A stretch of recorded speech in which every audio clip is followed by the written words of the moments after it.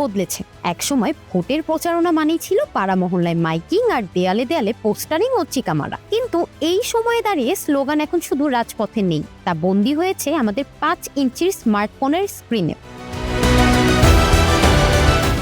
প্রায় 13 কোটি ভোটারের মধ্যে 5 কোটিই তরুণ, তাই নির্বাচনের লড়াইয়ে তাদের থাকছে বাড়তি গুরুত্ব।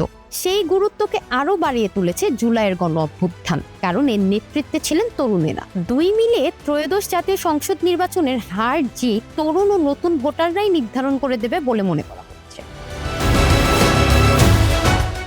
18 থেকে 39 বছর বয়সসীমার ভোটারদেরই তরুণ ভোটার বলে বেশিরভাগ গণতান্ত্রিক দেশে সংজ্ঞায়িত করা। সেই হিসেবে বাংলাদেশের তরুণ ভোটারের সংখ্যা 5 কোটি হয়ে যায়। আর বাংলাদেশে এসব তরুণদের বেশিরভাগই এখন পর্যন্ত জাতীয় নির্বাচনে ভোট দিতে পারেনি। তরুণ ভোটাররা এখন জনসভার চেয়ে ইনস্টাগ্রাম রিলস বা টিকটক স্ক্রল করতে বেশি পছন্দ করে, আর এই সুযোগটাই নিচ্ছে রাজনৈতিক দলগুলো। ভারী ভারী বক্তৃতা দেওয়ার বদলে তারা এখন তৈরি করছে রিলেটেবল মিম। এখন কথা হচ্ছে মজার মজার মিম ও কমিক্সের মাধ্যমে।